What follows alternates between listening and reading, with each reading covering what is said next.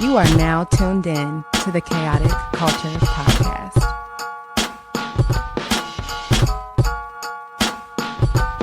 It's the KKP on your mother flipping airways. Hear the name ringing through the halls and the stairways. You were listening to a pod that can segue. All the latest topics guaranteed to fill your headspace. It's a safe place to voice your opinion. Say what you feel just like you're a kid again. Kid to pro and friends, black as obsidian. Chaotic culture, that's the world we living in. So what's the word?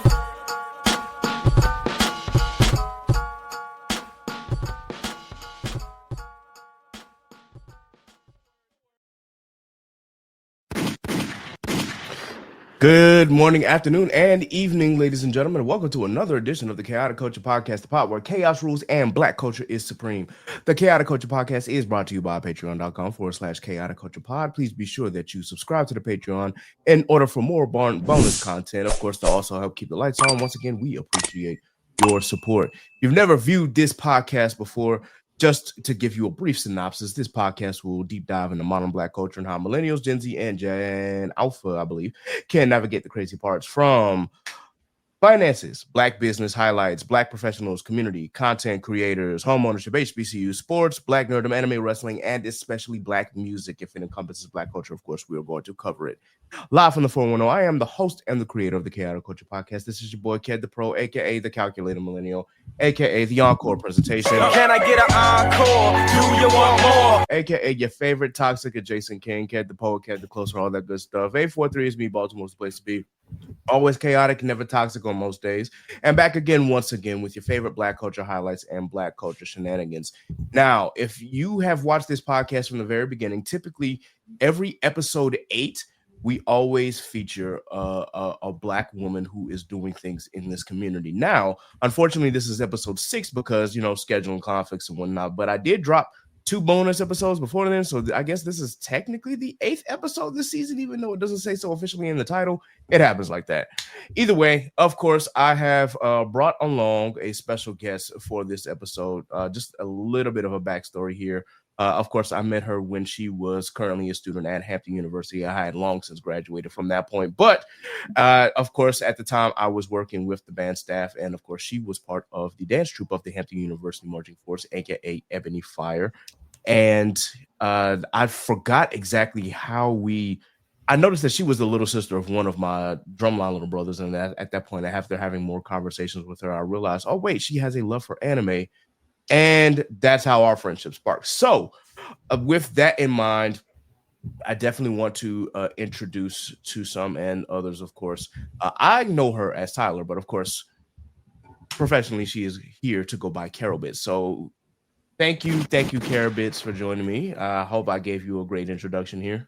Thank you for having me. It was really nice. The whole thing. Okay, cool.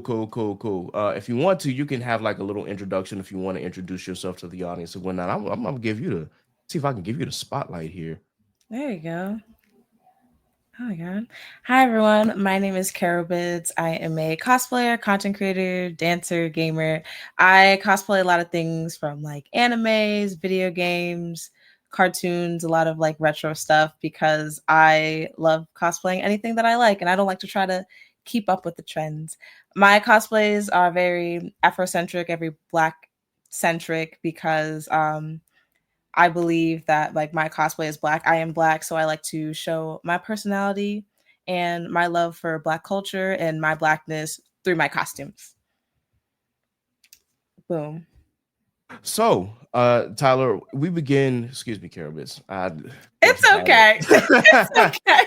Force of habit. I'm just like, but anyway, every episode we also start with a mental health check. We want to be sure that everybody's at least doing okay and that they're, functioning and not just going through the motions here. Always got to be sure that we are doing the best that we can and, of course, getting the help that we need. And I think that's important, especially within the Black community. So I just wanted to ask, how has your mental health been lately? Like ups and downs, seasonal depression is coming because we daylight savings and all that, but finding things to keep myself afloat. So like, cosplays and just playing games when I can, talking to my people, you know. So it's like ups and downs, but okay for the most part. That's good. That's good. And look, seasonal depression is a real thing. I go through it ever so often, especially as we said, daylight savings time has ended. So of course now it gets dark at 5 o'clock, and I'm just like, Yes. yeah, and it just feels like the day just goes away as we go. Speaking of which, and I know my mom is going to hear this, so I apologize in advance, mom. But today was one of those days where I was supposed to go up and go to church, but not just any church. I was supposed to go see my pastor from South Carolina who was up here preaching at a church in Alexandria. When I tell you that I went to bed, I set my alarm for 9:30. Well, 9:15 actually to be more specific. The alarm woke me up. I woke up, I grabbed my phone, and the next thing I know, it was 11:30. Hey, God knows your heart. It It's okay. it was just one of those things. I was like, "Oh my god, man!" I knew I was tired, but dang, I was not expecting that. But anyway, things happen. With that being said, of course, my mental health is okay. Still going through things with job and whatnot. Still trying to navigate being shorthanded at the job, especially with the shortage of managers. But we still try to make it work, and I still do the best that I can to get the process moving. That's really all that I do at work anyway. But I don't like talking about my job on here. Some people outside know what I do, and others, of course, I don't say the name of the job that I work. But still, if you know the long hours that come with the job that I have, then you understand. Just it can be grueling. Even if it's just 4 days a week, it's still just like but anyway, other than that, I'm good. I'm good. I'm blessed. I'm highly favored, and I'm in great health. I'm drinking my water and I'm eating my fruit right now, so that is the important thing. Good. I wish I Yes. could say the same. No, I drink water, but fruit, I'm trying to get better at eating fruit. That is one thing that I'm still trying to get into the routine of. I used to love fruit as a kid, and I think as I got older, I kind of stayed away from it. I don't know what it is. I don't know if my taste buds has changed or whatnot, but now I'm getting back into the habit of eating fruit. This is, off kilter. This is kind of a weird thing about me. Is there something that you like? Actually like the fruit but hate the flavor of? Because that's how I feel about strawberries. I love strawberries as a fruit, but I hate like the artificial flavoring of it. yes. Yes, I can eat strawberries all day, but like I don't want strawberry ice cream or like a Yes. milkshake. Mhm. Yeah, same here. It's just like, okay, yeah, you give me like a strawberry drink, I'm gonna be like, nah, I'm good. But you give me an actual strawberry and it'll be gone in seconds. So that's kind of what I'm doing right now. My fruit bowl consists of strawberries, blueberries, blackberries, and a couple of slices of mango. So Wow, you have a nice little fruit bowl. yeah, trying to. I don't like melon, so I don't include any kind of melons in there, except for watermelon on occasion. But like Mhm. anything like I don't know, regular melon or honeydew melon. I do not like the taste of melon. So and sometimes I have to force myself to eat it. It sucks. But yeah, that's life. In any case, we are here, of course, to talk more about you, Kerobits. First and foremost, I definitely wanted to speak to you regarding your life outside of Hampton. Of course, that's where we met. Of course, we met in the within the band halls of the Hampton University's marching force. So I just wanted to know, what has life been like outside of Hampton? Life is it's like I feel like Hampton has prepared me for certain things, especially when it comes to like dressing and knowing how to like work with people and like knowing different types of people. Cuz I honestly I apply a lot of the things that I learned at Hampton to my life, Hmm. and my jobs, I have two jobs. One that is centered around like dance, and then one is just a regular educator, Hmm. outside of the content realm. So it's been different, but I know how to like handle certain things because of Hampton, which I guess I'll thank Hampton for that. Okay, okay. Now, are there any life lessons or experiences that Hampton didn't taught you that prepared you for the outside world?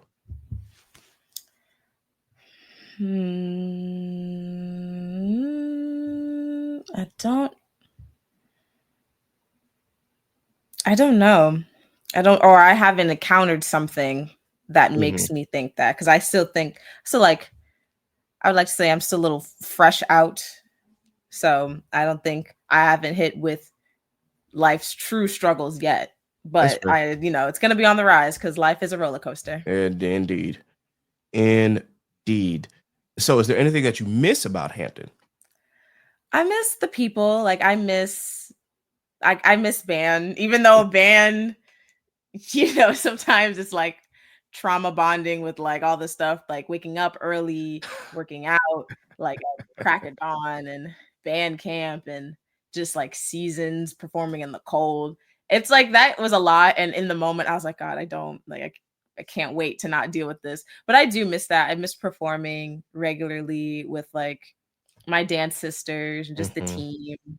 And, some of the people like just at Hampton outside of the band, like my friends, my sisters, like TBS, aka like I miss the people. That is fair. That is fair. For those who don't know, of course, Kerobits is a member of Tau Beta Sigma National Honorary Band Sorority Incorporated. And for those who don't know, I am also honorary as well. Y'all knew that, but of course, I have to throw that in there. Yeah. So, Ike. So, with that being said, I just wanted to ask, as a teacher, what? Because I know that you said that you were an educator. What exactly do you teach outside of, as you said, dance? So I am it's the term is called paraprofessional. So I work with special needs kids like in the classroom since they Ooh. want to, you know, integrate, kids who have like ADHD or like autism or just any of that spectrum Mhm. into the classroom. Yeah, I work with them either like if there's multiple of kids, then I'm like the class para or I'm one on one with a student. Wow, so you are actually doing important work out here. Yeah. Hey. Shout out to Carol, but she's actually doing important work and helping out our kids with special needs. What are some of the things that happen within the classroom that make you feel like you're doing good work? Um so I feel like I'm very so okay. I don't like a thing I learned from like Campton and Coach Brent. I can't baby people Hmm. because babying them gives them a sense of like they can't reach the potential that they need to be. Right. So with my kids, I feel like I am a bit strict. I don't baby them. Like, of course, like if they need help and I need to be like nurturing, I can do that. But I just try to treat them as like, you may have these quote unquote disabilities, but Hmm. you're still like as smart as them. You can do the work. If you need help, then I can help. So they do come to me a lot with like if they need someone or someone to advocate for them, I am like always there for them. And so just like helping them in school, helping them learn like different social cues. And a lot of the kids that I work with are nerds. So they get excited when I also know the nerdy stuff that they're into. So That's good. it's like helping them grow like as themselves. Okay. Hey, that's what's up. That's what's up. Now, this is also, I guess, within the classroom itself. Now I know that you said that that you try to be strict and you don't baby them. So I wanted to ask, what age group of kids do you work with? Last year I was with third, this year I'm with fourth. And the kids that I was with last year are the same set of kids I'm with this year. So like it's like a small dynamic shift because they are getting older. And since Hmm. I did see them as like these kids, but they're like big kids now. So I can't really Yeah. treat them as like little kids. Okay. I was getting ready to ask, like, did you see like a dynamic shift from them being in third grade to now being in fourth grade? Yes, it's third grade. It's third graders is that cusp of they are independent, but they can be very needy independent because it's like, they're still growing. But then Hmm. fourth grade, they are more dependent. So it's like the amount of times they've like asked me questions and just for help is a lot less this year. Hey, that's good to hear. That's good to hear. At least you are continuing to guide them in the right direction. And again, like you're out here doing the important work. So big shout out to you for continuously going in and out of the classroom and helping the children, especially those who may have these disabilities, but as you said, like they are just as smart as the next kid and they're just as talented as the next kid. And I'm grateful that you are there to guide them to bring that talent out. Yeah, I do my best. I know kids of the future, they can definitely thrive. And I just hope I'm a block in their success so they can be great when they get older. I don't know why I wanted to play a Whitney Houston clip. Just how you said that, but I literally thought I was just like, oh no, the greatest love of all just came into my head. Oh boy. But anyway, just play it in the background. right. I'm not trying to get copyrighted though, so I am not trying to play that right here. But either way, thank you, Kerobits, for all that you do for the kids. Now let's shift focus and let's talk about dance. First and foremost, I know that you've been dancing for a long time, but when did you actually start? I don't know if I ever heard your story and how you got into dance. I started dancing when I was like 3 years old. Oh, Yes. I think it started because I used to watch, do you know the show The Backyardigans? yes. So I think after watching that, my mom mentioned that I would make up dances and make her and my dad watch. So I think after the many home performances I would give, they put me in dance classes. So I was in like ballet, jazz, tap, point, and then like I get older, I'm in like modern, lyrical, contemporary. Um and then doing all this, I was like a part of a dance studio, and then I ended up being a part of like a little like youth dance company. We would like perform at different places.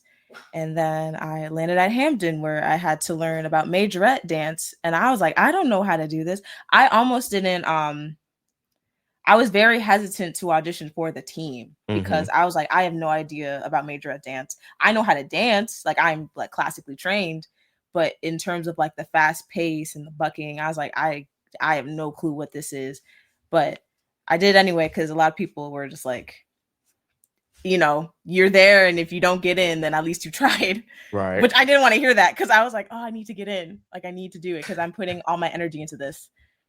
Yeah, and again, like just been dancing ever since from 3 to now.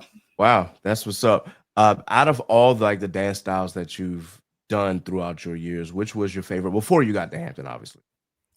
Um, I always liked ballet since it was like the first thing, and Hmm. it's the root of all the other dance styles. So I say ballet.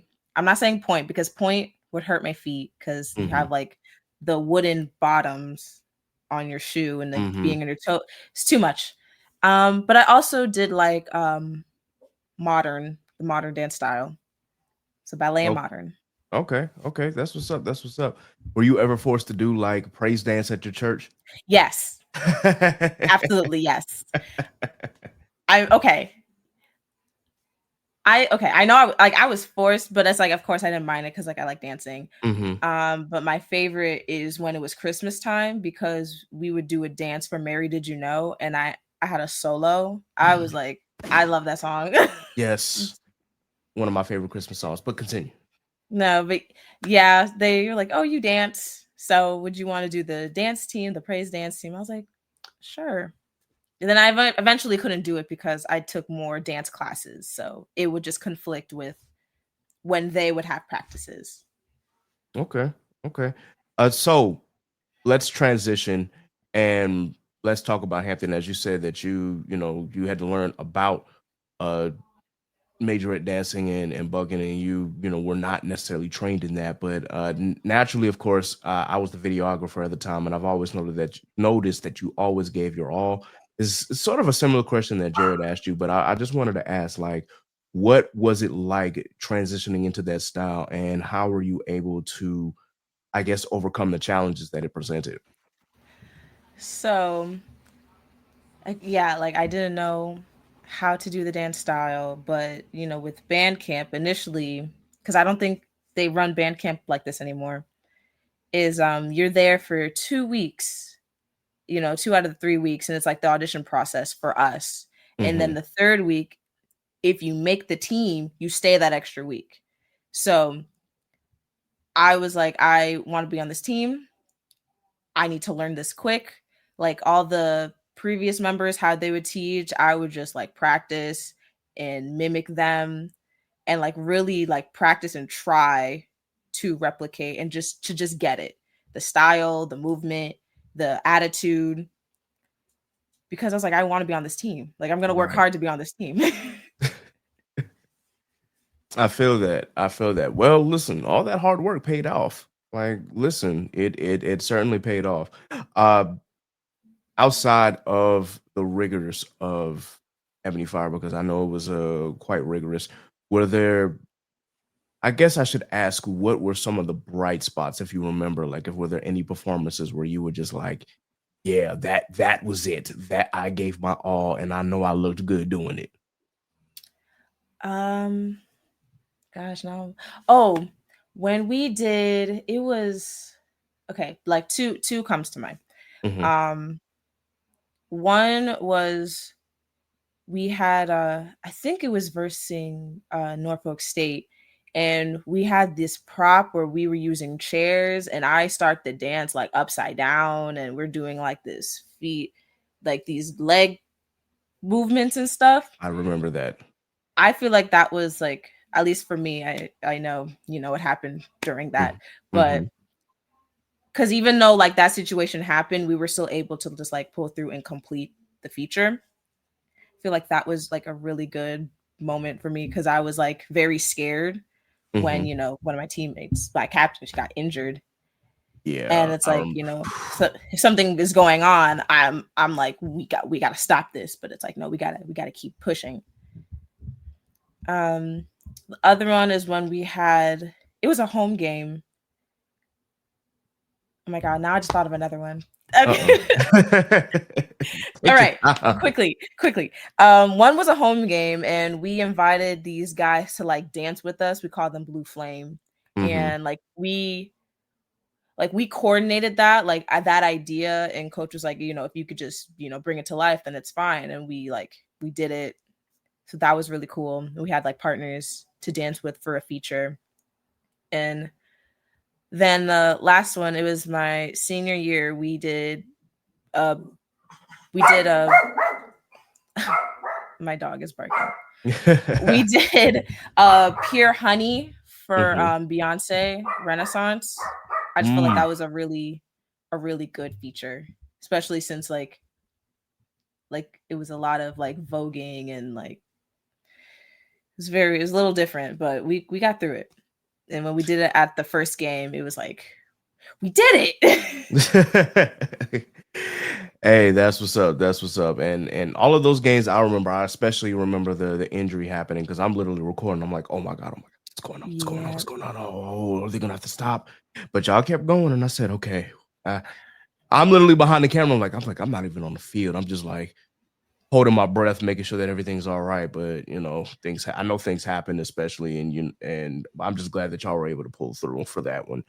Yeah. And it was like our like we had, of course, such a team bond. So like I really care for my captain. And it was like she was a Hmm. really good captain. I was just like, oh my God. We gotta still again, we gotta Yeah. stop everything. We gotta stop the show. Yeah, and you hate to have that the show must go on mentality, but at least you knew that behind the scenes, we were working to be sure that the student was safe and that the student was well taken care of while y'all were performing. So I think that's really important that as when we perform and things like that do happen, we just have to make sure that we don't panic and take the necessary precautions and steps to be sure that we are protecting the students in this case, or even our teammates. So yeah, freaky situation, but we made it work. Mm. Now in terms of that's not so now you've obviously you've graduated from Hampton, and as you said, you are now doing dance. That's part of one of your jobs. So can you explain a little more what you do for outside of the classroom and what you do for dance now? I am a dance coach for a marching band, for a Hey. dance team at a marching band. Okay. So yeah, it's interesting it's interesting why, and like seeing now why coach acted the way she acted during certain parts, Mm-hmm. Because in the moment, I'm like, oh, wow, she's crazy. But being on this end, I'm like, oh, no, I get it. And I hate saying that because I swear the trials and tribulations of Coach, again, love her to Mm-hmm. death, love her. But some things that she would do, I wouldn't understand, but I get it. And trying to navigate how to run a team, like I'm the coach. They're looking at me like, what are we doing? And I'm like, oh, yeah, I have to tell you what to do. Mm-hmm. Yeah.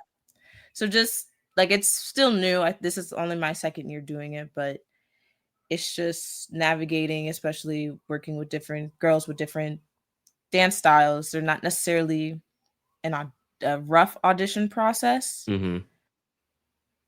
but you like learning how to like work with them and seeing what they can and can't do, the ideas that you want to bring, but sometimes you can't bring all the ideas Right. because you know not everyone could do it. Also, I'm not that much older than the girls, so Mm-hmm.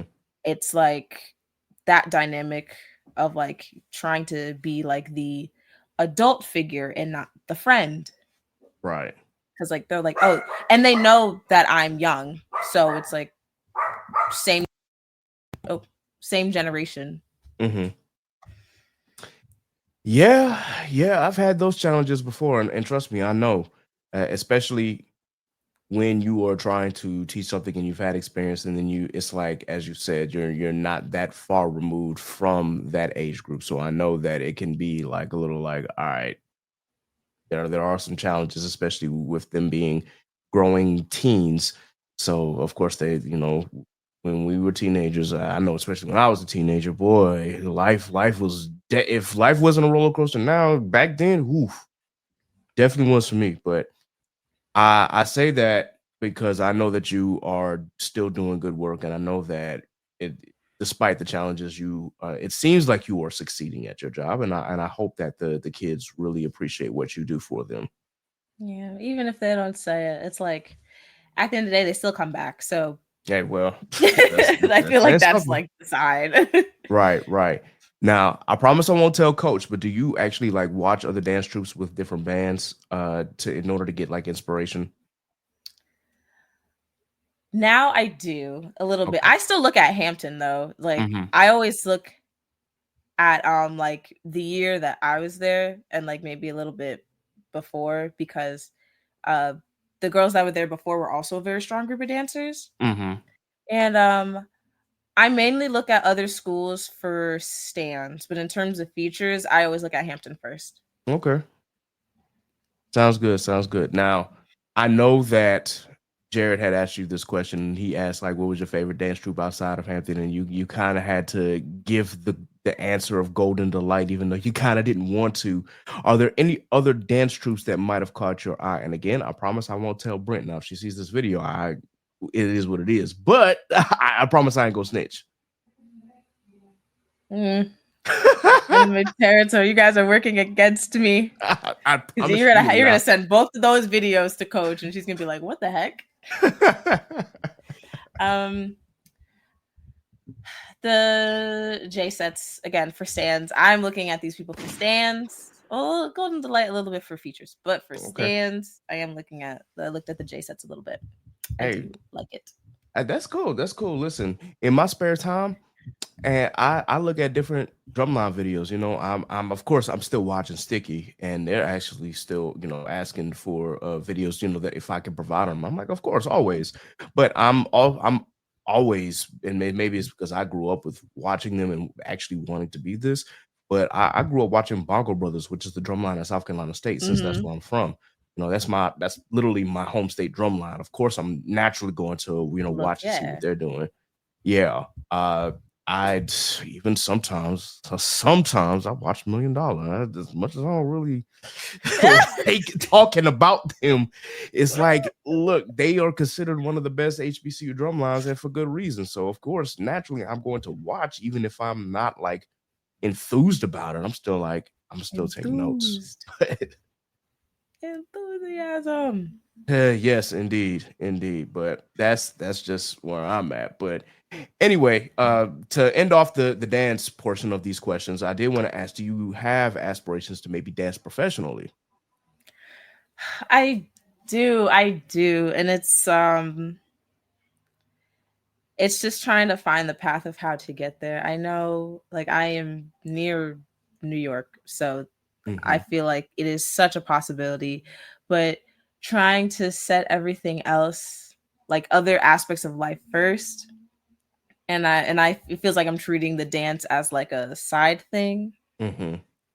But I do, even if it's like, I don't know, just not Alvin Ailey, just even like a ensemble for like a Broadway production, because I just want to be like, yeah, I have a show this week and I'm gonna do my Hey. show.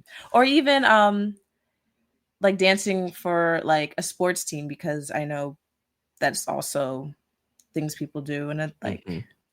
I don't know. We'll see. We'll see where I'll end up. I'm gonna Okay. end up somewhere. Right. Listen, as you said, you're near New York, so there's plenty of. I mean, there's dance teams up there. I know for Hmm. sure. Like if you became a dancer for the what the Brooklyn Nets or Yeah, the Brooklyn Nets. and the New York Knicks. I mean, hey, look, there have been plenty of Ebony Fire dancers who have gone on to dance for sports teams. Hmm. And you would not be the first, but if you did decide to do that and make that your passion and you make the team, obviously, you're gonna have my support 100% over here. So Thank you. yes, ma'am. Yes, ma'am.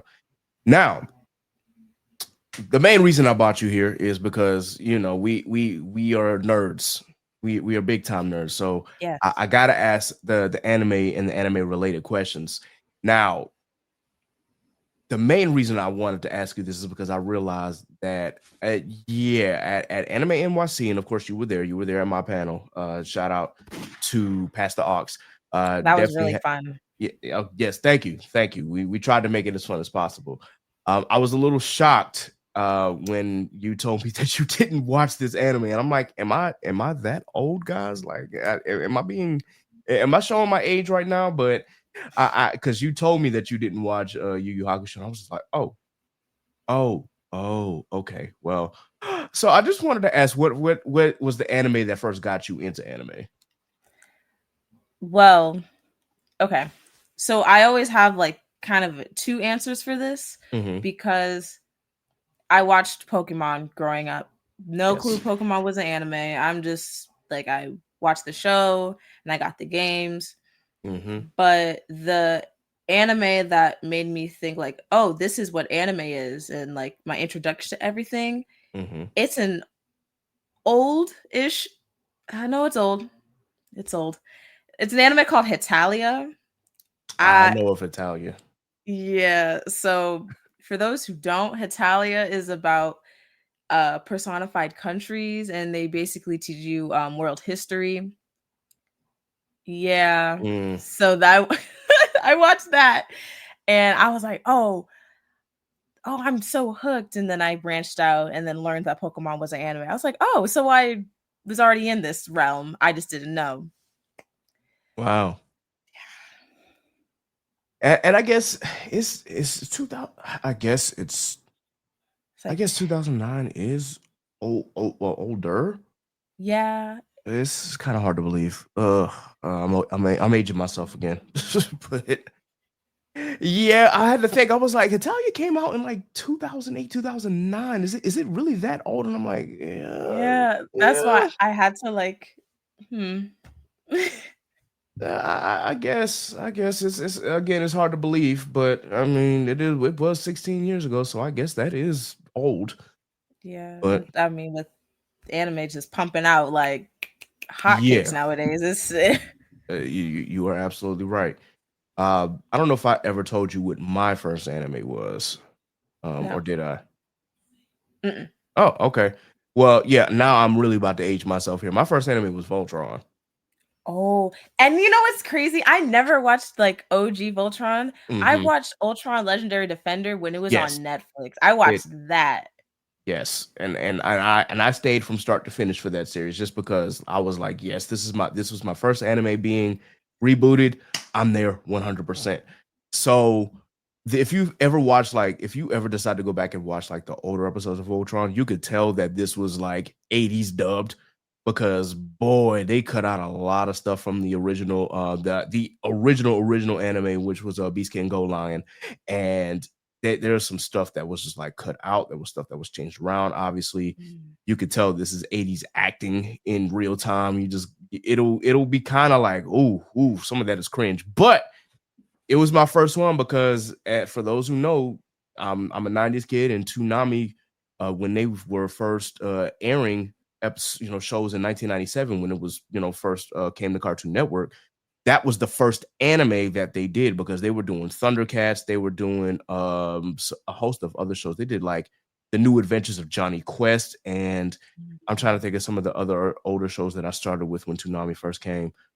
But I know Thundercats was like the big one, and then after that, then it was the introduction of Sailor Moon and Dragon Ball Z, and then that's when it became anime centric. But yeah, Voltron was my first, and that's probably also why I like Mech a lot. So yeah, that's literally that pipeline. Yep, absolutely. But and I was also a big Power Rangers guy as well. So on top of that, I'm watching so like Sentai. Yes. And that's also kind of why I dive deep in a little bit into Super Sentai. Even now, even though we don't have Power Rangers over here anymore because Hasbro and Netflix and whoever else owns them just won't do it. So I'm just kind of like, all right, I gotta go back and watch old episodes now, or I gotta go watch the Japanese centric episodes and watch some Super Sentai and try to fulfill that emptiness in my heart now. But big kid, still like robots, but that's just me. Now with Hitalia being your first anime and of course opening up that pipeline, I gotta ask, what are some of your favorite anime of all time? And you can't say Full Metal Alchemist Brotherhood because I know that is I knew that was number one. What? I love talking about Full Metal Alchemist though. And you can still talk about it. I just wanted to hear if there was any more because listen, trust me, I know the greatness of FMAB. Okay. Besides Full Metal Alchemist, because that is number one. Mm-hmm. I also like there's an anime called Nanbaka, which is a comedy anime. Mm-hmm. It's about these guys that are in like a super prison. So it's like, imagine you escaped every other prison. Yeah, this is the last prison that you'll end up, and you can never get out. Ooh. So it's comedy. It's very funny, very sparkly. Like they have just very interesting designs. So yeah, Nanbaka. There's an anime called Haven't You Heard I'm Sakamoto, which is also kind of old. If you ever look up Haven't You Heard I'm Sakamoto, if you heard of a newer anime called Migi and Dolly, that person that made that show made Haven't You Heard I'm Sakamoto. It's also comedy. It's a comedy anime. JoJo Bizarre Adventures. Yes. I like JoJo. JJBA had a whole like hardcore phase. Like there was a portion of my life where all the content I did was just JoJo Bizarre Adventure related. But that was like like this was when TikTok was initially Musical.ly and then it transitioned into TikTok. Okay. Like this was like old. Another comedy anime. I do like a lot of comedy anime. I was like, you like a lot of comedy. I do. I love a good laugh because again, Full Metal Alchemist is my number one. Yeah. There's an anime called Osamatsu-san. It's about it's based on an old anime called Osamatsu-kun. They rebooted it for the anniversary of the creator, and it's about these sextuplets who are NEETs, and they just go on these crazy adventures. Season one was crazy. The first episode of season 1, you can't even stream it because it got hit with copyright. Oh. Because the whole premise of the first episode was we got to be relevant. Like we got to be as interesting as whatever the kids are watching these days. So they parodied like Naruto, a bunch of romance animes, Haikyuu, Kuroko's basketball. It was like stack on stack of actual animes. Yeah, I'm actually looking at it right now. I'm like, wait, I remember seeing this on my Crunchyroll app. I don't know if I ever clicked an episode, but the art style, for some reason, it reminds me a lot of a lot of older anime like Lupin the Third and Hmm. even Shin-Chan. When I I was look at some yes. of the Everyone says it's like crayon Shinchan. I'm like, yes, it does look like it. yeah, I'm seeing the art style. And I'm like, oh, okay, interesting. It's really good. Yeah, a lot of my top are comedy because like right after watching Hitalia is when I got into Full Metal Alchemist, like Mhm. 2003, and that was just a giant shift in genres. Yeah, it was definitely. Definitely. You it was like you went from Italia to Full Metal Alchemist. Jesus. Uh, I remember when Full Metal Alchemist first came out, and I just remember if we're talking about the 2003 version, I just remember being so confused at the end. I was just like, the storytelling was great, but I'm still like, what's going on? Like, I don't Yeah. get it. This Like, what's I happening here? like okay, getting on a small soapbox. So like I say both are my favorite because like they tell a story, like, you know, Mhm. even though 2003 is not canon, but at Right. the time it wasn't finished. So the mangaka was like, hey, however you think the story's gonna end, go for it. Mhm. I don't know why we ended up in Nazi Germany. Don't That know. that's But that's that to was this the day. story. Oh. That was the story. And then we had a movie, Mhm. Conqueror of Shambhala, to kind of wrap it up. And then Brotherhood came out like Yeah. years later. And I was wondering, and when I first saw like the trailer for Full Metal Alchemist Brother, I was like, "Wait a minute, what's this? Is this in like another season?" And then I go back, and that's when I realized, like, "Oh, wait a minute, this is the finished product of what the mangaka did." And that's when I was like, "Okay," that's when I started getting into reading manga because I didn't know at the time, even though I was in my teens, I still hadn't officially made that jump to started reading manga yet. So when I saw that, I was like, "Oh, this is the finished story of the manga." So I was like, "So you mean the first season wasn't?" Can now I gotta watch this and hooked.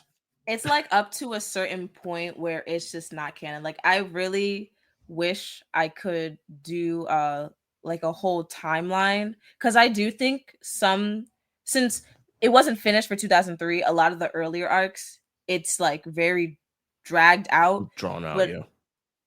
it's like it helped us kind of feel more towards the characters and really gain to know them because a lot of the earlier arcs in Brotherhood, it's very like, all right, this happens and then we kind of move on. And it's Mhm. like it's the same thing like that in the manga, but since like I'll say for earlier arcs, I do like it more 2003 because like I remember like feeling so heartbroken, especially for certain I don't want to spoil. I really don't want to spoil. You might as well, like, the anime been out for 20 plus years at this point. If you talk about Maze Hughes, then yeah. Yes. So, like, exactly. Like, my biggest example is with Mace Hughes. Like, for 2003, I like sobbed. I had to take a break from the show for him and Mhm. Nina. Yeah. I had to like take a break. But then seeing it in Brotherhood, and it's like, oh man, this we're about to really sit with this. We didn't. It was Didn't. like, hey, he's dead now. I'm like, oh, okay. Oh, I guess he's dead now. Let's move on. Yeah. And the God, when he's with the Suntown, like that whole first arc is Mhm. totally just casted aside. It is not as dramatic as it was in 2003, but Yeah. at the same time, I think her name was Rose. She was more of an important character in 2003 and not at all relevant in I Brotherhood. was like saying she did after that arc, there was no more Rose after that. No, and that whole town, they were all pale, which I didn't understand because in 2003 they were like dark skinned because yeah, they're like the people of the sun. Mhm. I feel like they would be dark, but in Brotherhood they're like no. No. It's like oh okay, no melanin for the sun people. Yeah, unfortunately, yeah. But thank you for giving me the information as far as like how you first got into anime and some of your favorites of all time. Are there any uh favorite ones that you have currently? My Hero Academia Vigilantes. Yes. Vigilantes is my shit. And I and I'm a Go little ahead. upset. I'm sorry, I didn't mean to get on the soapbox, but I'm a little upset just because, for whatever reason, because my job has just been so boom, boom, boom, boom, boom. I haven't been able to, like, I'm literally on episode 6, and I've read at least up to that point, and I'm just like, Doug, you know what? I'm just gonna wait. I'm gonna finish these episodes, and then I'm gonna go ahead and just read the manga and finish it out. So when the episodes come, I'll be prepared because but my job has been literally like been messing up my time. So this I'm going to finish this first season this weekend. Like I'm nothing is going to stop me and get in my way from finishing this because Vigilantes is great. It's so good. And I read when it was like coming out. So I was such an advocate for Vigilantes. I'm like, you guys, you gotta read Vigilantes, you gotta. And it's like, oh, but it doesn't relate to like the main crew. I'm like, okay, but you get to learn about the pro heroes before they really became pro heroes, like before Mm-hmm. they just got, oh, you're a teacher now, and just a whole different type of darker vibe with the world of My Hero. And it's like they don't really talk about vigilantes in regular My Hero. They don't. So it's like this is this is another layer of heroes that we need to talk about and Mm-hmm. how they fit into this hero society. It's so good. Oh, it's so It, good. it it really is. I'm like, you know what? Yep, that is on my list to finish, and nothing will stop me from doing that. Like I literally have half of the season to go, so I'm going to go ahead and binge those other 6 episodes. Uh, anything else? Anything else? So I never watched Sailor Moon as a child. Really? Yes, I did not because I don't know. I always wanted to. I always wanted to Hmm. watch Sailor Moon.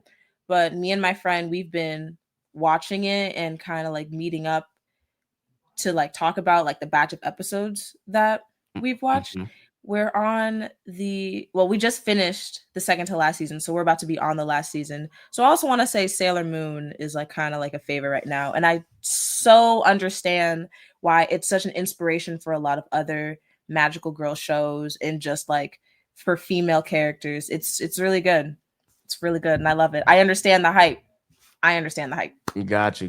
And well, you said the last season, so I'm assuming you were talking about OG Sailor Moon because I was like, well, Yes. Crystal had the last movies, but anyway, um, well, it's interesting to know because like I have an appreciation for Sailor Moon. And with me being again a Power Rangers nerd, when I was younger, I loved the whole Monster of the Day trope. Now that I'm older, I'm kind of like, mm, I'll go back and I'll watch. If I go back and watch like the OG Sailor Moon, I watch more of the episodes that continue the story as opposed to just the Monster of the Day because that Yes. for whatever reason it gets on my nerves.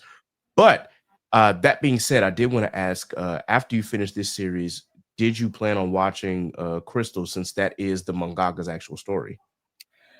We've been like debating because Hmm. it's like we do want to see what it actually is supposed to be, Hmm. but at the same time we're like, do we want a break from Sailor Moon and try out a different magical girl anime?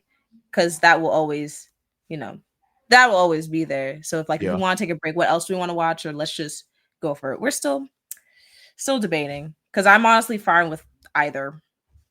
I hear that. I will say, if you decide to watch Crystal, you will understand why a lot of us say that Sailor Moon is stronger than Goku. You might even say that right now, but if you hear that argument, I'm like, if you watch the end of Crystal, if you especially the last movie, you'll understand why a lot of us say that because yeah, but no spoilers. Okay. I mean, when Sailor Moon, sorry, spoilers, Sailor Moon spoilers. The fact that in the first season she died and just like restarted the world, I'm like, wow, she's God. Like like what? Like how is she? That- This teenage girl had the ability to just yep, and we're starting all over. And that's not to spoil it, but yeah, that's kind of the same trope that happens in the Sailor Moon Crystal series. Like she literally said, "Yep, reset." We're gonna start over. What? Yeah, it happens. But speaking of Salem, you just reminded me that a friend of mine, we are going to be doing another episode on this podcast, and we're actually going to rank Sailor Moon techniques, but we're going to do the crystal version because if you look all throughout YouTube, you'll see like the OG moves and whatnot and people ranking them. But we're going to rank the crystal moves, but not that they're so far removed from the OG series, but there are some that don't get praised enough. Like what you'll notice is that again, Sailor Moon spoilers here, but there's a whole set of moves of the Inner Sailor Guardians that are not present in this series. So like it's like, okay, well, Crystal shows them, but the OG Sailor Moon did not. And the first time that I saw Mars do another move that I didn't recognize, I was like, what? And the same thing with Jupiter. I was like, whoa. We missed a whole bunch of techniques. Okay. And I fell into the rabbit hole after that. That's so funny. I love that. Yes, indeed. Okay, we're sticking with anime centric. Now, obviously, with the love of anime comes cosplaying, and as we know that you are a cosplayer, so what first got you into doing cosplay? I know that you said that your most like expensive one was from Italia, but I just wanted to know, was that the start or was it something else? I truly feel like the start was when I would dress up for Halloween. I feel like that was truly the start because my mom would take Halloween so serious. Like, okay, what's the costume we want? Let's go get it. Then make up all that stuff. So I feel like that's really the start. But in terms of actually knowing, it was Hitalia. Okay. That was my first ever costume. I bought it on eBay. Yep. And I only bought it because looking up like different fandom culture, because I was going to my very first convention, which was Baltimore Comic Con. I don't even know if that even exists anymore, but shout out to Baltimore Comic Con. It still does. I missed it this year, but yeah, it still does. Nice. Okay. Nice. Oh, that makes me so happy. But yeah, that was my first anime, well, not anime, but convention. And I wanted to dress up like APH America because he was my favorite. And I watched different videos, different vlogs of like people going to conventions and people were in costumes. So I kind of thought that was the norm. So I was like, okay, I need a costume in order to go to this convention. So that's what I did. Okay. And then Okay. from there, it's been many a costume. I see. So, what has been your favorite one as of like, or most recent one that you really love? Well, most recent's very a tie because it's Momo Ayase, one of and Panini from Chowder. Those are my two favorite, and those are like pretty recent. Got you. Got Panini. Okay. I see you. Now, naturally, with you being in the cosplay world, I know the story behind how you kind of dragged your boyfriend along into the cosplay world. So, is there and I've seen the pictures on Instagram. So, I just wanted to know what made you both decide to like actually dedicate your Instagrams toward like these like cosplay and anime photos. Well, yes, I did drag him into the world. He said the special phrase, "I've always wanted a cosplay," and ever since then, I brought him into this world. So it's well, who we're talking about is Jay's Thoughts on Instagram, he is my boyfriend, and he does photography, so that was already like a skill that he had. So he has a lot of ideas, especially when we do costumes. Sometimes he's the one that's suggesting the costumes we should do together. He's like, "Oh, I have this idea," so that's how the Momo and Okaroon pictures came out, because he was like, "Oh, I want to try replicating the intro for Danadan," and he was also like, "Hey, I saw other people dressing up as Chowder and Panini. I think we would look good if we tried it." And then we did the little photo shoot. Okay. Yeah, so it's just being inspired by just things we see, or like things that, or if he has like ideas for certain photos, or just things that I think we would look nice in, or characters I would like to dress up as. Okay. Hey, that works. It's funny that when I pulled up with the Chowder and Panini photos, I'm just sitting here like, oh my god, this is so adorable. But and Chowder is one of my favorite Cartoon Network cartoons just because of and a little bit about me for those who don't know, I love fourth wall breaks. So Yes. cartoons like Ed and Nettie and Chowder always rang special with me because they would all consistently break the fourth wall. So Hmm. I definitely loved that. Did y'all catch yourself? Because I don't know if I actually watched the reels because I was going, but did any of y'all like do like any of the actual lines from Chowder? Oh, okay. I know for me, I posted me saying like, "Hi, Chowder," and then it's like, "I'm not your boyfriend." Mm-hmm. We're going to a convention this upcoming weekend, Anime NJ plus plus, Okay. and we're gonna do the hold my hand now, and it's like it burns. We're gonna do that one.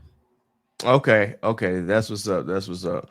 Uh, I don't know why random Chowder moment where I thought of the at the very end where they like kind of grow up and Chowder finally accepts him being older and whatnot, and he's just like, and they got all the kids running around, and he's like, seriously, no more babies. The I don't know why 50 that babies. right.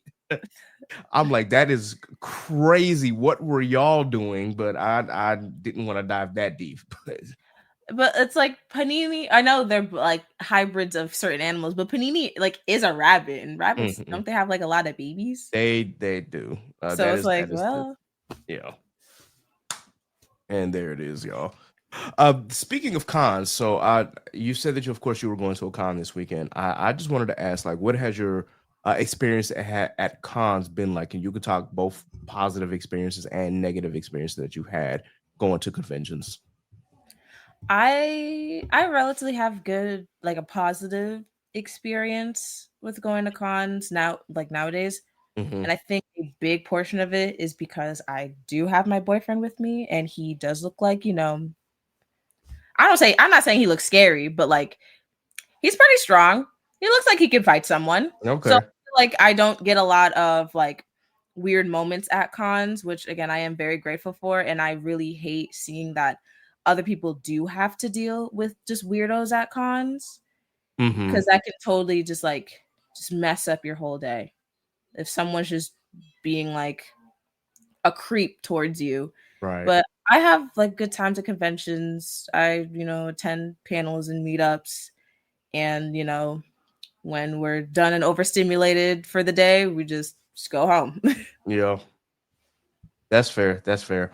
And yeah, I'm just glad that you have at least some form of creep repellent. And I don't mean Protection. to, yeah, I don't mean to call Jay that or diminish him like that, but it's just kind of like, yeah, keep the creeps away. You got a man, you got somebody who's there to be like, hey, you got to chill out. So I definitely appreciate about that because I know that con experiences can differ because unfortunately you are a black woman, and I know that when people see certain cosplays they think that it gives them permission to do or say certain things. So yeah, glad that at least you have that barrier of protection there. I Yeah. will ask, what has been your favorite con thus far? My favorite con is definitely BlurredCon. BlurredCon, I feel like it has been like the best time, especially since it's just like black people, and it's like Mhm. I'm overstimulated, but I'm around black people. So like I'm okay. Yeah, yeah. Hey, listen, you make some very, very good points about that. BlurCon has always been fun. For the two times that I've gone now, I've thoroughly, thoroughly enjoyed myself. So now I'm debating on whether I just want to get a room around the con or if I am good, driving 45 minutes back and forth. Because that's what I've been doing the first couple times. And I'm just like, maybe I should Mm. just get a room this time or just crash in somebody else's room that I know is going to have one. So I'm going to debate. But the reason I ask and say that is because, well, I'll share some news with you after the pod. But yeah. Some Haha, you guys don't get to know, but I do. they will know eventually. It might not be for a couple months, but they'll know eventually. But anyway, yeah, BlurCon has been incredibly fun. Have you been to DreamCon yet? I've this year was my first DreamCon. Okay. How was your experience at DreamCon? And I have to ask because I've gone 4 times at this point, and so I wanted to ask what what your experience was like for the first time.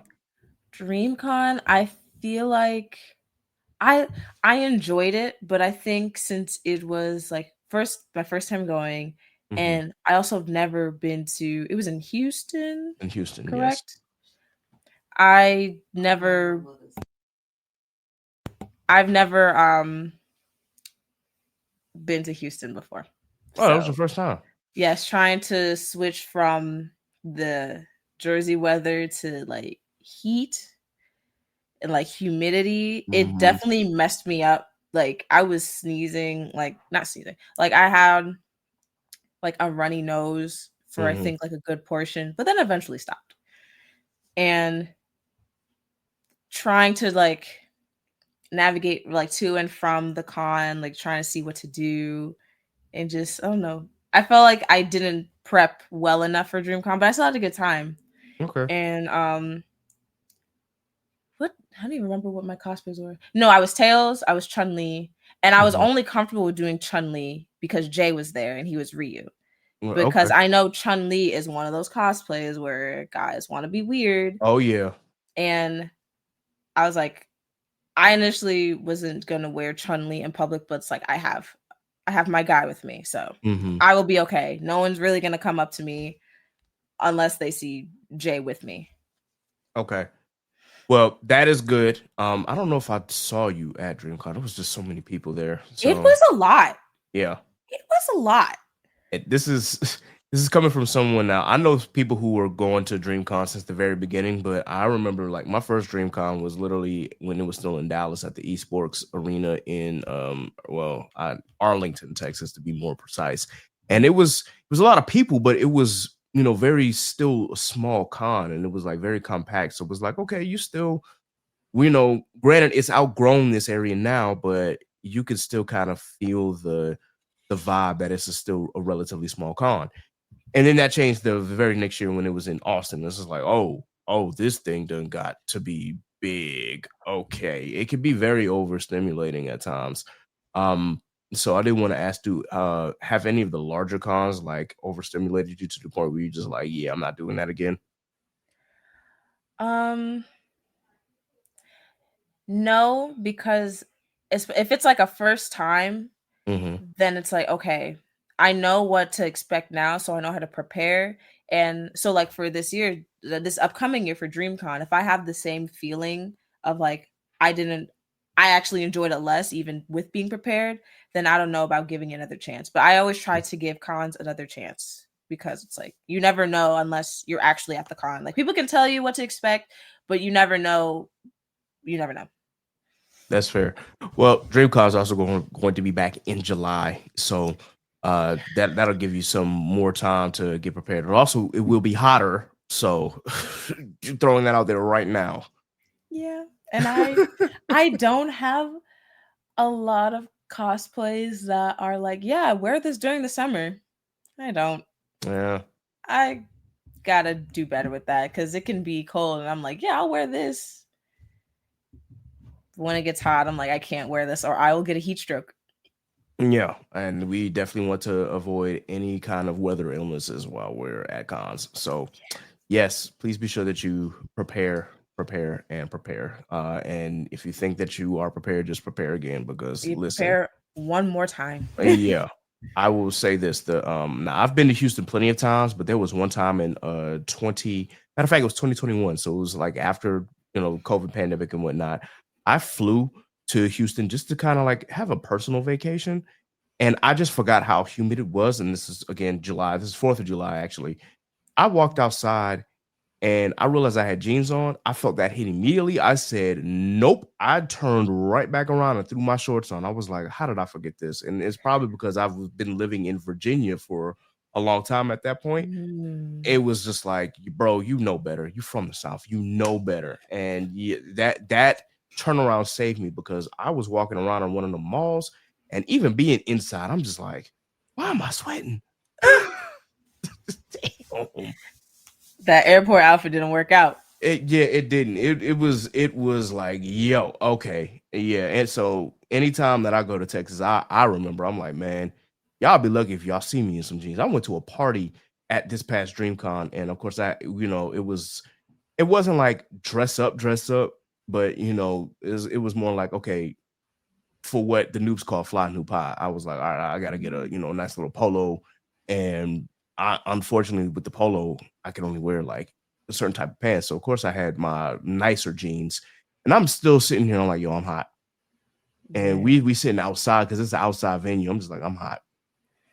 I don't know why I thought this was a good idea, but next time I come to a party in Houston and it's outside, I'm wearing a mesh shirt and I'm just gonna be like, whatever pants I can find, it is what it is. Cause this is yeah, That's too much. it's way too much.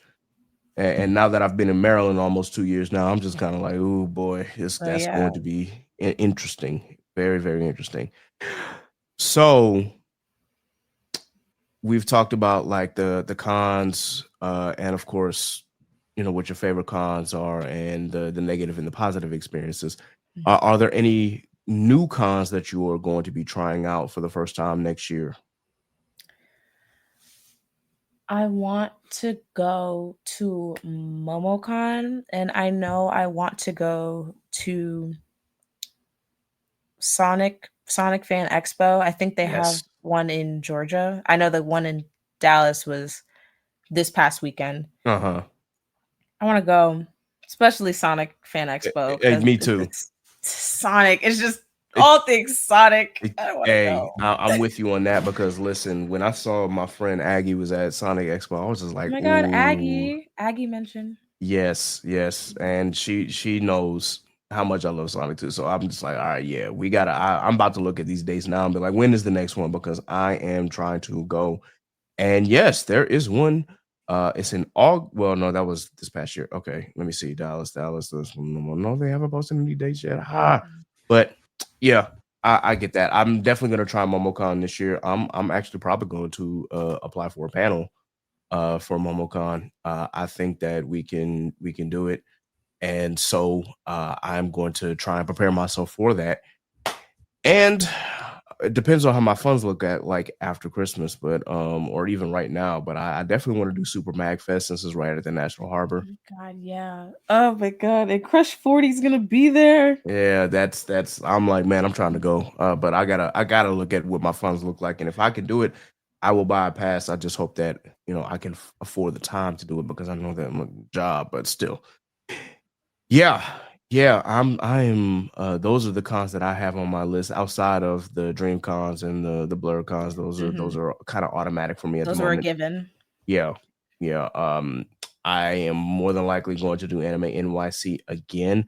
As far as a panel, I will definitely apply again. We're going to be better prepared this time because for those who know, Anime NYC left a pretty big, hefty hole in my pockets. So it was because it was so last minute when we got approved. We were just like, oh, we got to kind of scramble and get things together and whatnot. So the money that we spent was, yeah, or rather the money that I spent because it was a lot. But we will if we do this, we're going to be better prepared for Anime NYC this time. Okay. You're again. The panel was awesome. It was really fun. Even just sitting in the audience and like guessing, it was Hmm. fun. Good to know. It's good to know that we were doing a good thing. So we will be trying again for other cons as well. And again, I will share what cons that we have made it for my audience out there. If you're wondering if we will show up at another con, yes, the answer is absolutely yes. But which cons will be, of course, stay tuned for that. In any case, that kind of wraps up at least the interview portion of this episode. So while we still have Tyler, I just wanted to of course ask if she had any questions for me. Um, yes, I do. That So for your panel, hmm did you want to branch to different genres, or do you want to just it always be like just a roulette of whatever you can get? So like some are shonen, some is shoujo, some is like isekai. Would you ever want like specific ones? It's funny that you mentioned that because we actually had different genres. We just didn't get to all the questions just because one, with Anime NYC, we were really only given 45 minutes and we kind of went over the time, but we happened to be the last panel on that stage that night. So we kind of made the time stretch a tiny bit. But I definitely had more questions, and I probably will give more as we go along. We'll give more opportunities for people to actually answer these questions. But I had a round of shoujo, I had a round of seinen, I had a round of comedy anime, I had a round of mech anime. We just didn't get to it. I was like, I don't know what my audience is going to be like, so of course I'm going to throw the more known shonen out there first, and we'll see how we do. And then as we get deeper into the game, then we'll start bringing out heavy hitters. I had a song from Madoka Magica. I was like, dang, I wanted to get to that. I had something from uh what series? It was a Gundam series. I had a couple from a Gundam series. I had one from a fantasy anime that I was like, man, if you get this, y'all love anime just as much as I did. But we never got to those questions. So it was like, all right, well, I know what to do for next time. So the next time that we do it and it'd be strictly anime, yeah, it'll be a roulette of those different genres of anime, because listen, I'm not a one-trick pony here. I don't just watch shonen. I watch all kinds of anime. I watch comedy, I watch romance if I'm feeling up to it. I watch seinen. I'm a big fantasy guy, so of course I watch isekai and fantasy. That's my wheelhouse. And yeah, like that's really what we want to do for the next panels that we have. Okay. I have one more question. Yes, ma'am. So I think you're aware that I did a majorette anime fusion type workshop. I did at BlurredCon. So I Uh-huh. basically, some people made like band arrangements for anime songs, Mm-hmm. and I kind of used that music to make, different stands to teach to people at BlurredCon. Would you ever want to do something combining your skills with anime, trying to make that fusion? Honestly, I didn't think about it, but I'm definitely for that idea. I know that especially if when it comes to band arrangements, I know that my skills go as far as arranging percussion music. So I would have to see if I could find someone who is willing to arrange the other parts, whether it be brass or whether it be for the woodwinds, and then try to come up with something like that. Because I can pull up some sheet music and I can still write for percussion. Like it's that talent has not left me, but I would definitely need some help for that. But I am definitely for that idea. Okay, just curious. Yes, yes, yes.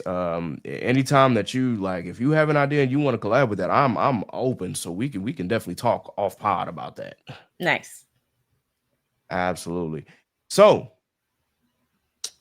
just like for most of my guests, I try to have some rapid fire questions. Uh, Sometimes they come pre-prepared and sometimes they come off the top of the dome. So you may get some here that are a little off kilter, but by all means, feel free to answer them or not. I try to, at the top of your head, just try to answer them as quickly as you possibly can. All right. Okay, this is okay. Yeah. All right. It could be normal and then it could go into anime. You never know. You never know. Okay. Seafood or poultry? Poultry. Good. I wish I could eat seafood again. I miss it. I hate being allergic. It is what it is. Oh. Yeah, it sucks, but it is what it is. Okay. Poultry or steak? Ooh. Poultry. Okay. Cool. Uh Chipotle or Qdoba? Qdoba. I gotta give you that one. Qdoba. All right. Qdoba or Kava? Kava. I'm so sorry. Got it. All right, I'm gonna throw another wrinkle in there. Kava or Meza? Kava still. Okay. Kava still. Yeah. I don't know why when I was still in Hampton, I preferred Kava over Meza. And Meza was there first, but Yeah. But yeah, it is what it is. Okay. Naruto or Sasuke? man, Naruto, because Sasuke would get on my nerves, bro. God, it's Naruto all the way. All right. That kind of goes into this next one, Sakura or Hinata. Oh, Hinata.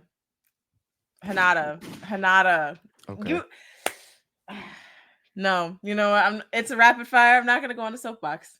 I'm right here. But Yep. Hinata. Got you. All right. Uh Edward or Alphonse? Edward. Love them both, but Edward. That's my Edward, goat. okay. My goat, bro. I'll give you that. All right. From Full Metal Alchemist Brotherhood, we're gonna keep it like this because I know that the homunculi are a little different in the 2003 version, so Yes. we're sticking with Brotherhood here. Okay. All right. Wrath or Greed? Wrath. Okay. Wrath or Pride? Wrath, because I didn't like Salim as Pride. I did not like Salim as Pride. Wrath or Envy? Pride. No, not Pride. Wrath. Hey, shout out to King Bradley. Yeah, That's all I gotta say. that again. I'm like one anime fight scene that sits in my head is him and Roy. Not Roy. No, not Roy. Because I was with Envy. It was. Oh no! Why am I blanking? Or... Yes, Scar. Oh, okay. That scene sits in the brain. Yeah. Okay. We going through them all, I guess. Wrath or Gluttony? Oh, it's still Wrath. Okay. Gluttony. Yeah. Wrath or Lust? Lust. Oh, we gotta switch up. That's my girl. I love her. Okay. I'm trying to figure out, did I get all 7? Yeah. I do love Lust Greed though. Greedling. I love them though. Yeah, I got you. Lust or Sloth? Still Lust. Yeah. I can see why. I was like, Sloth was kind of not there a lot, but yeah. Again, had a more prevalent role in 2003. Yeah, but I mean, at least I guess he had an important job that he had to do, so I'll give him that. I think I named them all. Or Lust or Father. Man, Lust. Okay. Father. Yo. Yeah, I get it. All right. I had one and I was like, nah, I don't want to ask that. Do you have any anime husbandos? Sorry, Jay, I don't mean to ask this question, but I just wanted to know, do you have any anime husbandos? Because I just wanted to know, because I know a lot of people do. Yes. But it's okay because Jay definitely cosplayed one of them, so it's okay. Oh, okay. Which ones, if you don't mind my asking? It was Toji, yeah. Yeah. Yeah, I give you that. Listen, I got waifus too. I will literally anytime any woman does Princess Hibana, I'm just like, my heart melts. So that is my Fire Force girl. Like I love Princess Hibana to death. So she's a baddie. I don't blame any of you guys. I get it. Yeah, we the conversations that me and some of my friends have about Princess Hibana, it's just like, bruh, I cannot say on this pod without being looked at as like, bro, you going a little too much. But anyway. All right. I already know the answer to this because you asked this on the previous pod, but Kendrick or Drake? Oh, Kendrick. I gotta ask for the culture. I gotta ask for the culture. All right. If we stick with the Grammys, Kendrick or Clips? Kendrick still. Okay, because we know there's gonna be a big fight at the Grammys. I'm excited as a hip hop head. I'm like, oh, which one's gonna get it? Which one's gonna get it? Anyway, Kendrick or Tyler? Okay. I know this is rapid fire, but it's hard because they're both like storytellers. At least, well, Tyler the shift with Tyler, but I still Mhm. got to give it to Kendrick. I do appreciate the shift with Tyler now, like Chromacopia. Like Mhm. I adored Chromacopia, Yes. but no, still Kendrick though. All right. Hip hop or R&B? Hip hop, hip hop. Okay. Okay. Listen, I was about to get into some R&B questions, but let me stick. All right. Do we now when it comes to hip hop, are you more of a 90s hip hop, 2000s hip hop, or current day hip hop? I would say like 90s because Okay. again, whatever my parents played, that's what I knew. I it's a hit or miss with some rap nowadays for me, especially Mhm. like if I can't understand it or I like I like knowing what we're saying and Mhm. like if there's some sort of story, some sort of message, I enjoy that. Not like not commercial hip hop or commercial Uh-huh. rap where it's like, oh, I got money, I got girls, yeah, I'm throwing a party this week. Like, not that, not that. I get you. I get you. You stay in the conscious lane. Let's see. This is why we're friends. Yeah, yeah. So if we're staying in the conscious lane, let's see. Uh, Jid or Rayvon? I gotta say Jid because I've been listening to Jid a bit recently. Yeah. I was at school when Jid was at school. Really? Yeah, I always like to throw that out there. He was when I was in the band, he was on the football team. So did I know him Oh my personally? god, yeah, he is. Yeah. Yeah, but I didn't know him personally, but I knew Dr. Dot of Earth Gang. I knew Yeah. him. So that's kind of how it was just like, oh, I know about Jid, but I never met him personally though. But I can still say I went to school with him. So Yeah, I went to school with him. So yeah. bragging right.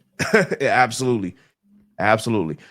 I had okay. So do you watch One Piece? I am only at the 100-ish mark for One Piece. Never mind. Then I will save this question for when you get further along in your journey because look, That's a long journey. Like 1,000 episodes. it is. But I'm gonna tell you what I did. Now, like the first like few hundred episodes, I'd seen before when 4Kids TV was still a thing and was still Oh my producing the god, four episodes. kids. Yes, you gotta go to 4Kids. Boy, a lot of anime that now that I'm older, I'm like, man, there's a lot of anime that y'all dubbed that I'm just like, ugh. But still, it was a time. There was a time for it. But We got the pirate rap. yeah, yes, So we did. We did. That being said, I had gotten up to Alabasta and I could not get past Alabasta. So what I did was I was like, all right, you know what? I'm going to read. And the reading was so much faster because I already knew what happened in the beginning, obviously. So I was just like, I'm reading all the way through. And then as soon as I got to Alabasta, I just kept reading and reading and reading until I finally, in the manga, I got to Eni's lobby. I stopped and then I jumped into the anime. And now I'm in Wano. wow. And I Well, did, yeah. I read part of it as like last year. I started reading it, and then the beginning of this year, I'm like, you know what? Now that I'm at Annie's lobby, I'm just gonna hop into the anime and just watch. So that's like what episode 3 in the 300 episodes, and now I'm all the way in the 900s. Yeah, I'm just like, yo, I blitzed through One Piece, and it's important to take breaks. And I should have taken a break, but I'm like, man, I'm already on a roll now. I'm trying to finish Wano before the end of the year, so that way when it's time for me to take my break and then I can jump back in, I don't have much to catch up on because then all I got to do is get to Egghead and then Elbath for the manga readers, and I'll be right there. So it's a pace, but you know what? Once you get to a certain part of the anime, it's just like it takes off. So all right. Well, I'll get back on that journey. I have some airing animes right now, and maybe when like an off season where I have stuff where I'm not watching, I'll go back to One Piece. got you. Who's your favorite anime character that is female or female personality? Riza Hawkeye from Fullmetal Alchemist. Okay. That is the great answer. Great answer. Uh, favorite male character that's like not a husbando. Favorite male character that is not a husbando, and I'm going to think of someone that's not in Full Metal Alchemist. Um,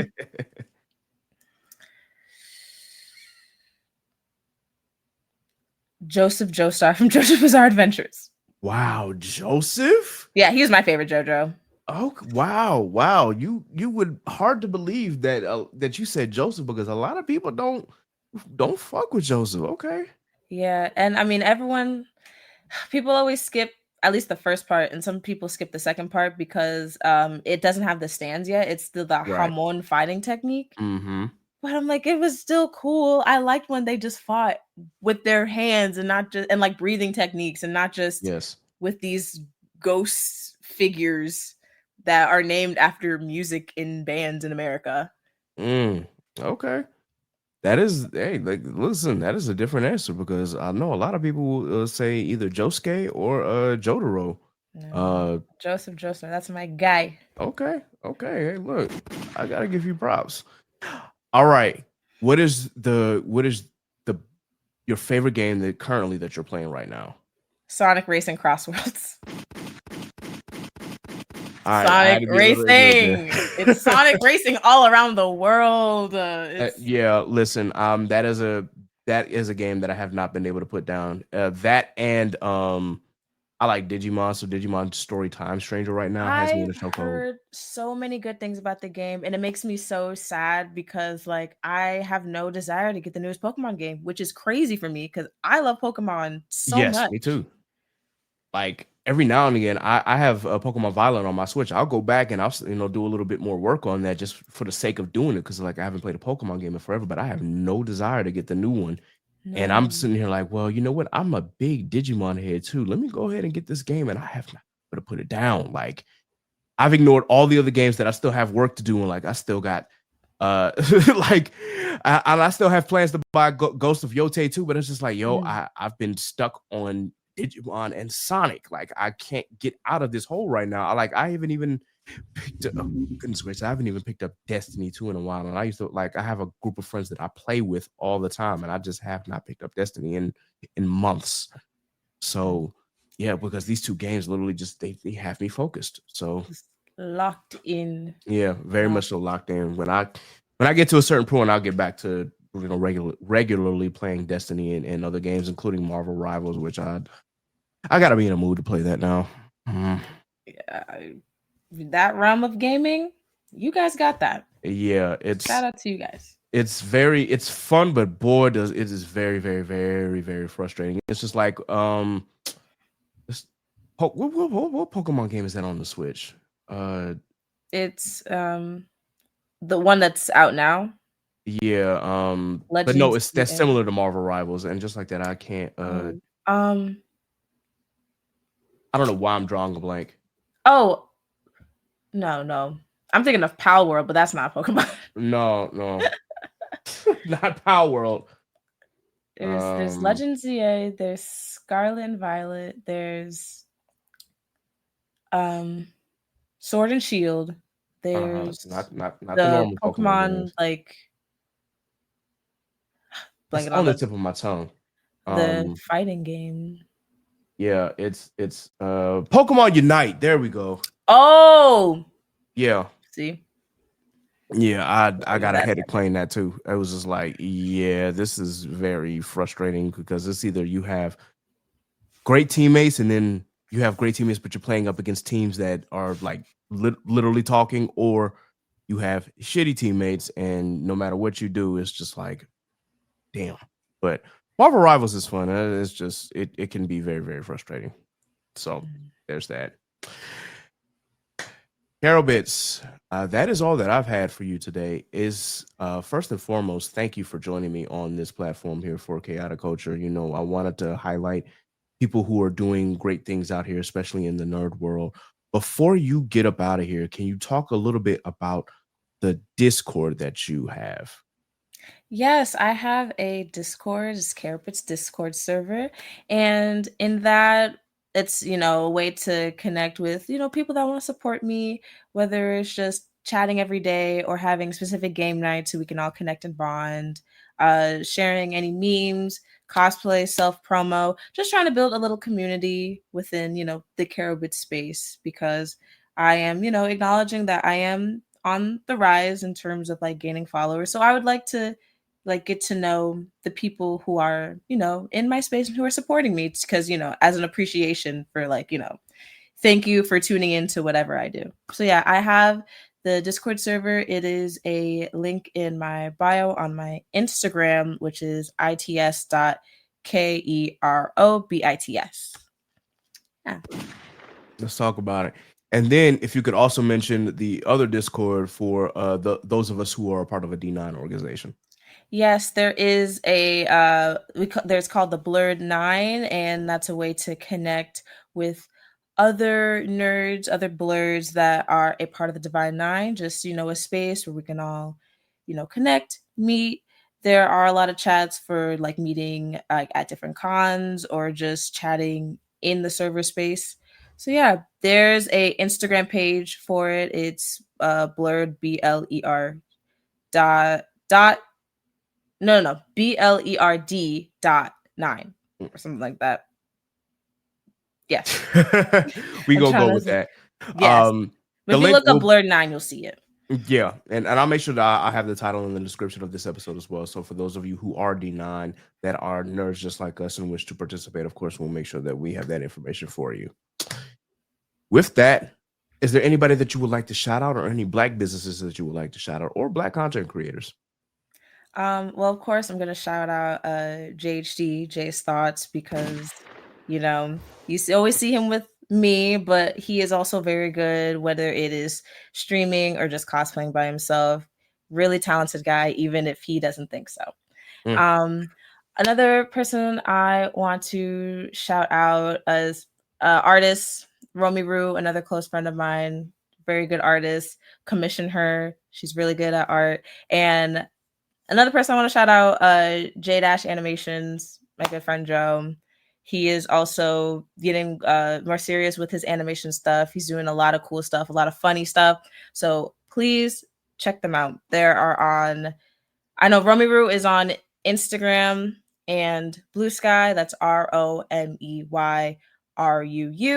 And J Dash Animation, JDASHANIMATION on animations. So at S at the end. He is on TikTok, Instagram, YouTube, and Jay's Thoughts is JHD. That's his Instagram. JEY dot no JEYSTHOUGHTS.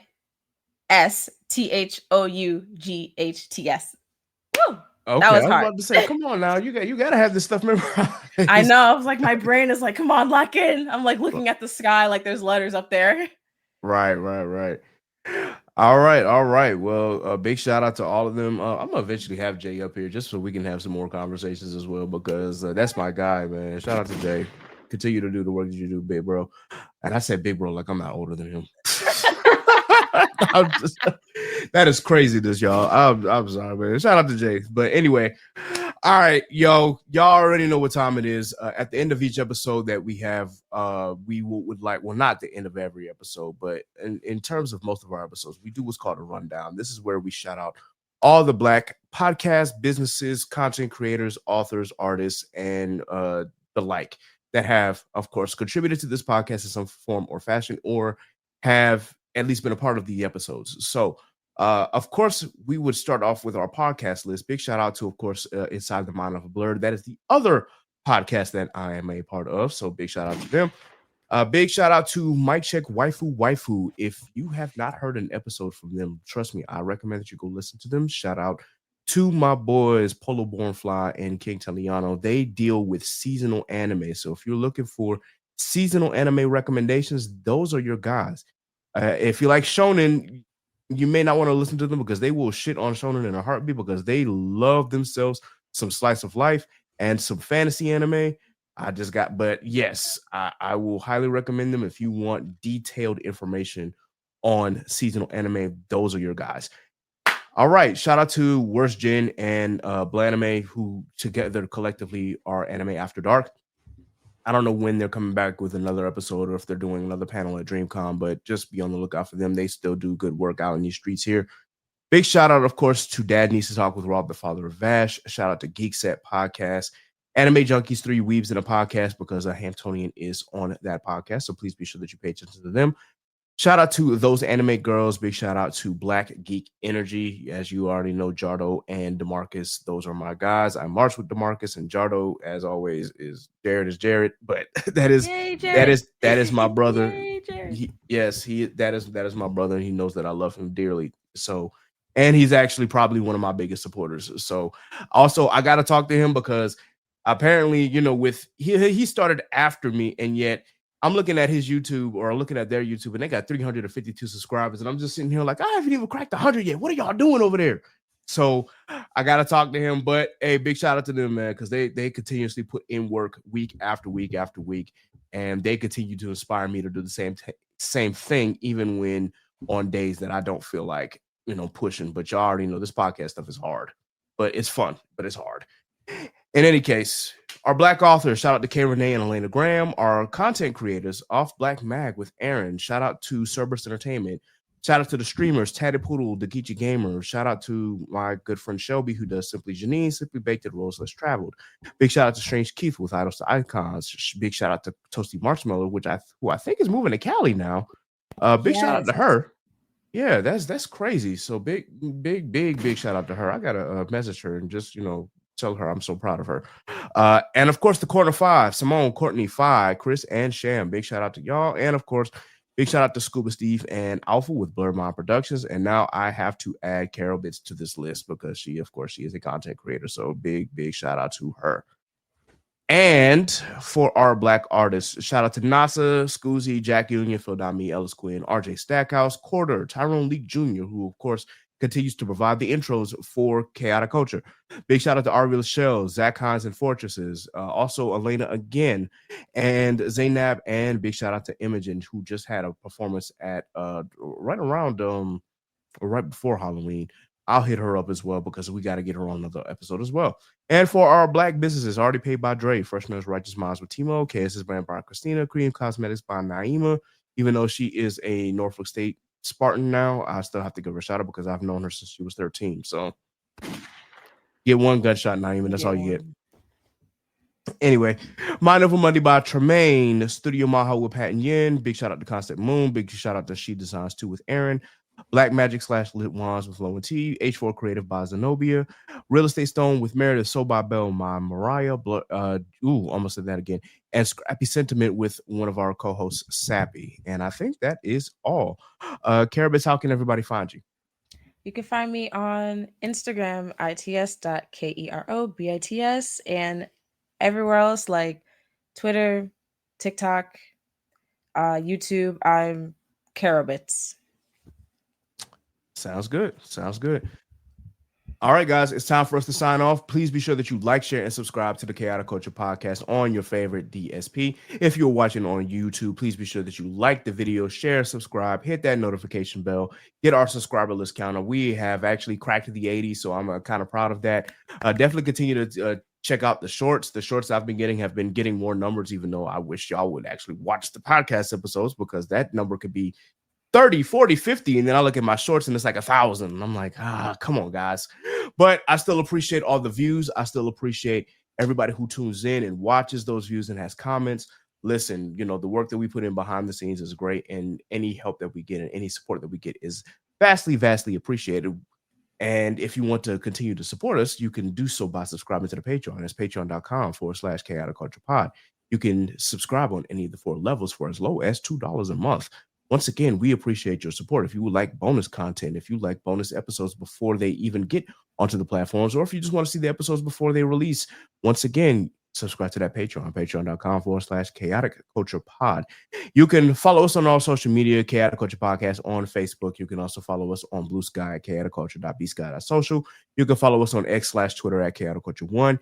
Everywhere else, whether that be Threads, Instagram, and TikTok, you can follow us at Chaotic Culture Pod. You can follow me, Ked the Pro. That's K3D the Pro on all social media. And of course, you can follow all of my co-hosts on their respective platforms, and it's a lot to go through. But anyway, Scrap for Sappy, it's Scraps14 on all social media. For Scuba Steve, it's Scuba Steve 1428 on all social media. For Jay, that's Jay Lee Trey on all social media. For Ms. Nas, that's I'm the Casa on all social media. And for Law, he's the one that's different. You got to follow him on L.JR_96 on Instagram and Law96_ on X/Twitter. He's probably doing a rebrand soon, but we will see. Once again, Kerobits, thank you so much for joining me on this platform. I'm glad that we got a chance to have you up here and show just what you do out here in the community. Thank you for having me. I really appreciate it, and I just wish the continuing rise and success for you and your podcast. Thank you, man. We definitely appreciate it. We definitely appreciate it. All right, fam, that's it. This has been another edition of the Chaotic Culture Podcast. So until next time, folks, remember, embrace the culture and chaos rules. Be blessed, be safe. God is love. And we are out of here. Deuces.